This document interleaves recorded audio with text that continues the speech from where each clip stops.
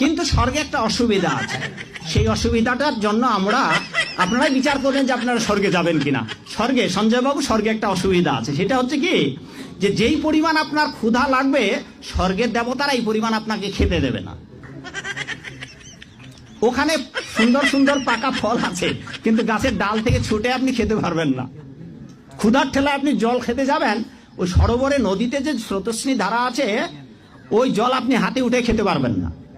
তো ওখানে যারা স্থায়ী দেবতা আছে, ওরা যা খাইতে দেবে আপনার তাই খেতে হবে, ফলে স্বর্গ শান্তি নেই। জান্নাতের সবচেয়ে বড় বিষয়টা কি?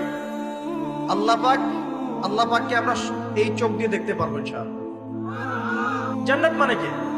যা ইচ্ছা তাই করতে পারবেন। জান্নাত মানে কি? আপনি চাচ্ছেন আল্লাহ আমি এখন একটা খামর চাই, শরাব আপনার সামনে হাজির, চিন্তা করার সাথে সাথে। জান্নাত মানে কি? আল্লাহ আমি আপনাকে দেখতে চাই, আল্লাহকে আপনি দেখতে পারবেন। জান্নাত মানে কি? আপনি মধুর নহর, দুধের নহর, পানির নহর, শরাবের নহর, হুরে নিন চতুর্দিকে ঘোরাফেরা করছে।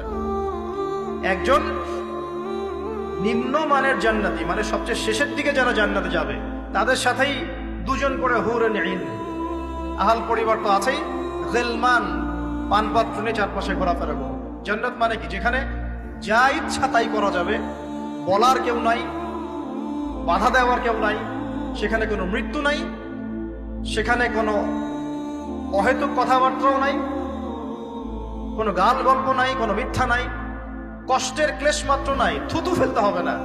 জান্নাত মানে থুতু ফেলতে হবে না। জান্নাত মানে হাঁচি হবে না, নাক ঝাড়তে হবে না। জান্নাত মানে ইস্তেঞ্জা, পেশাব পায়খানা করার টেনশন নাই। মানুষ খাবার খাবে, একটা ঢেকুর তুলবে, ব্যাস খাবার হজম হয়ে গেছে। আর জান্নাতের সবচেয়ে বড় বিষয়টা কি? আল্লাহ পাককে আমরা এই চোখ দিয়ে দেখতে পারবো ইনশাআল্লাহ। আর তার সমকক্ষ একটা বিষয় হচ্ছে, আল্লাহ পাক বলে দিবেন যে আমি তোমাদের সবার উপর সন্তুষ্ট হয়ে গেলাম, যাও কোনোদিন অসন্তুষ্ট হবে। ব্যাস।